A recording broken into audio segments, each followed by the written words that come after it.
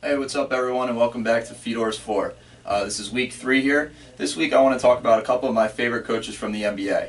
We're going to take a look first and foremost, obviously with the Spurs and Greg Popovich. This is a hammer action that they run that I really liked. Alright, we're going to start it kind of in a box set here. So our point guard has the ball right at the top of the key. Okay, we have our 5-man. Alright, let's put our 2, 4, and 3. Okay, again, I'm putting numbers on there so it's a little bit easier to follow, but everything here is really interchangeable. We're going to start by dribbling over, okay? This will trigger the action. So our 2-man comes across, we're going to have a little screen-to-screener action. Our 5-man will come over to the block.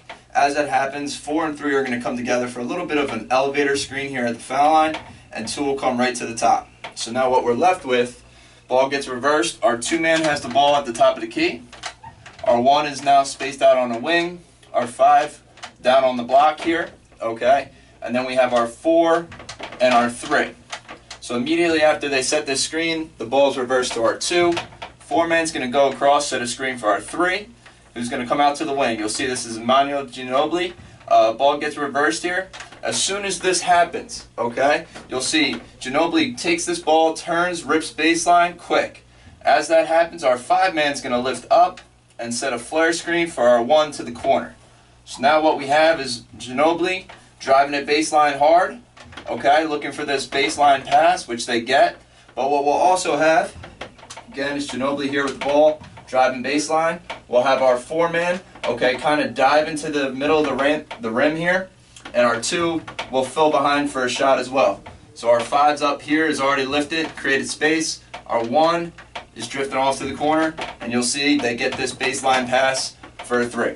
All right, let's take a look on camera. Defense back to a little bit of rhythm. Go to the 4th. San Antonio trailing by 4 to Indiana. Ginobili. Mills. And Patty Swiss. Okay, so for our second set, we'll take a look at the Boston Celtics. Another one of my favorite coaches, Brad Stevens. Loved him when he was at Butler, doing a tremendous job, taking what he had as success in college to now doing it in the NBA. He's one of the best young coaches in the business. So this is a very simple action, this pistol action you see a lot in the NBA. I'll show you kind of what I really like about this variation of it, but we'll start it just like any other. So our point guard has the ball, again in this clip, and I'll show you in a minute while I'm talking about this, but our point guard in this clip is Kyrie Irving, okay, and we'll talk about that a little more. Our screen down here for our 2, come on off, okay, just like any pistol action, we're going to go ahead and hit and follow, all right, and then we'll get our handoff. So now, Kyrie Irving, our 1, has the ball back in his hand. Okay, our 5-man who just set this kind of wide pin is here. Our 2 who just handed the ball off is here. Okay, our 4 and our 3.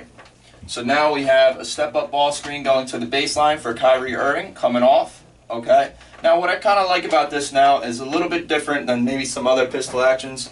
We'll have our 4-man kind of go ahead and set a back screen here for our 2. Okay, coming to the rim, can look for him over the top. Alright, but what I like about it is that as this happens on this side, this is simultaneous. Our 5-man's rolling, okay? Our 2-man's obviously going to the rim, so our defender here, X4, is forced to settle in and help a little bit on this, okay, as well as X3. So we're really sucking in defense, especially for the Celtics who have a 4-man and Al Horford who can actually shoot that shot a little bit.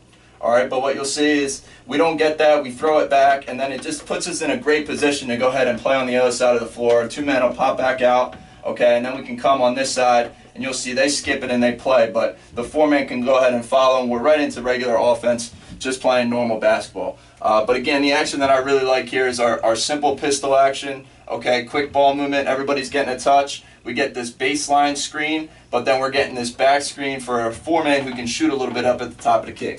Okay, if not, it puts the defense behind, and we get to the second side of the floor. All right, so go ahead and take a look on film. Cantor is the human rebounding machine right now. He's swallowing up every ball up on the glass.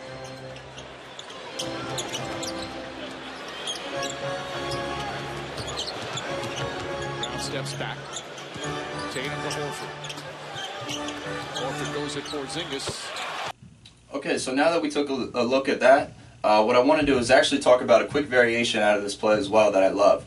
So what I really like about this pistol action is we had that first set, we're coming off that baseline screen, but also we have options out of it, right? So in this second clip, as I mentioned before, Kyrie Irving was our point guard in the last one. Well, now he's playing off the ball. Now he's our 2-man. So what I want to talk about is we have the same kind of setup here, the pistol action, our wide pin down. We get the pass, a follow with a handoff. Okay, and now what we have is our one man with the ball. Okay, Kyrie Irving, who's our 2. So now this time, instead of rushing and going off this ball screen, we know where our best player is. So now as we have this back screen here, we're starting to send our 3-man through. So now our 3, Jason Tatum, is going to clear out here. Kyrie Irving's going to come off over the top. We're looking for him, okay, but we don't have him. So now what happens is Kyrie pops back out to the wing, okay? We're going to hit our 5-man on the elbow here to get an elbow entry. And now we have Kyrie and our 5-man playing a 2-man game here. Now you can see they're playing the Atlanta Hawks. The Hawks are trying to deny him the ball. So what happens is great because we have our 3, our 4, and our 1 all high on this side, and we've been playing a lot of action on this side. We're able to get a nice little backdoor cut from Kyrie for a layup. But essentially what you have is a nice little isolation here and a 2-man game on this side of the floor, which is kind of a great variation or a counter out of this play. Again, same kind of action, but giving it a completely different look. All right, so that's just a little bonus clip. You can check it out on film now. It's got to hurt when you burn a timeout and you can't even get the ball in bounds. Backdoor Kyrie for 2. Okay, so for our next action, we're going to take a look at another one of my favorite coaches. Really underrated, these next 2 guys, but I think they're really 2 of the most terrific basketball minds in the NBA right now. Okay, this one's Rick Carlisle from the Mavericks. Terrific coach. You know, does it every year. You can see they're always at the top of the standings, not necessarily with the star power that maybe some other teams have. All right, but we will talk about my guy, Dennis Smith, team loaded guy, played in our events, terrific talent, going to be a really special player there. Really special player. So we'll take a look here. Now, what happens is our point guard is going to start with the ball. He's going to go ahead and dribble over to start the action. Our 5 is going to come down, screen down. Okay, in this case it was Dennis Smith both times. All right, we'll talk about why that's a little bit important and why he's so special. But as soon as we dribble over, okay, then we're going to go ahead and reverse the ball back to our 2. So now we're here. Our 2-man has the ball. As soon as that's going on, our 4-man is going to come down, screen for our 1. Okay, as this is going on, our 1-man, our point guard, is going to go ahead and clear out this side. All right, so now our 3 come on up. We reverse it again. Now we're getting our 2-men right here, kind of this chin action here. Now he's going to the rim. Dennis Smith, again, super special talent, freak athlete, okay, one of the best, dunking on people in Jam Fest since he was 12 years old. But you'll see in the first clip, he goes ahead and slams it home in a beautiful play. But then if not, what happens is our 3-man has the ball, okay, our 2-man went to the rim, he didn't get it. In the second clip, you'll see Dennis Smith pop back out. All right, and now what we'll have is one of 2 things. Again, these guys in the NBA are so next level with their thought process. What happens is our 5-man could always step right up into a ball screen here, okay, or what you'll see is Dennis Smith has it going a little bit, so now we're going to reverse the ball, and we're going to play on this side of the floor. So our 5-man will pop, we'll reverse, and then we'll reverse, and now the 5-man can follow, we can ball screen, it gets 2-man game here. Now what you'll see in the clip is that because of this screen, we have a switch and an easy matchup for Dennis Smith to go one-on-one. So you'll see the ball gets reversed, everybody spaces, he goes ahead, gets in the lane, and makes the plays for his teammates, which we'll see a lot of this year. All right, so let's go ahead and take a look on film. Last spring opens the scoring for Atlanta. Heralded 19-year-old rookie Dennis Smith Jr. gets the lob on the back. Hawks have won the glass by 3. Key stick back there for Ilyasova. Matthews. Dennis Smith Jr. Ball in his hands. Corner 3. Matthews. All right, for our last set, we'll take a look at the Charlotte Hornets, Steve Clifford. Again, one of the best basketball minds in the business. I had the opportunity a couple years ago to listen to him speak at a clinic. I mean, tremendous basketball mind. It was really a great experience for me. But this is a very simple set. We can take a look here. What happens, we're going to start the play. Our 5-man's down low, everybody's down. We're going to space the floor so everybody's down towards the baseline here. Okay, we kind of set a little brush screen. We're not trying to get much out of this little ball screen here with our 1 and our 4, but as that's going on, our 3-man's working his way across the floor. We're going to set a little bit of a cross screen here for our 5.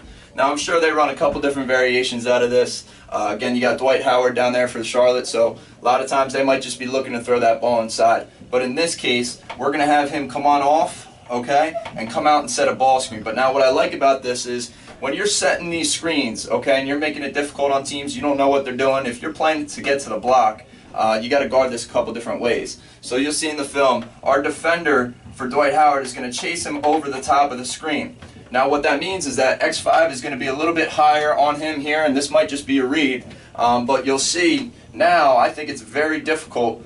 Dwight Howard comes around and sets his screen towards the baseline side.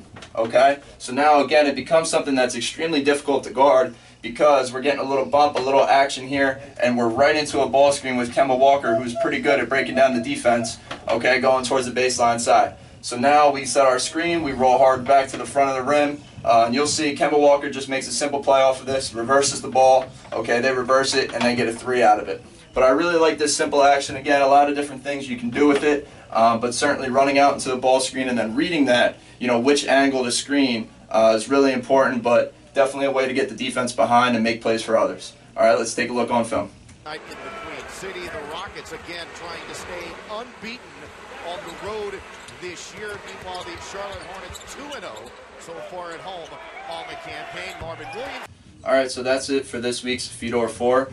Really excited with the NBA season on the way. It's a lot of fun. We got the World Series Game 7 on tonight. Guys, sports is a fun time of year right now. Really excited for next week, college basketball. We got a lot of secret scrimmages going on, some exhibitions this weekend. Really looking forward to it.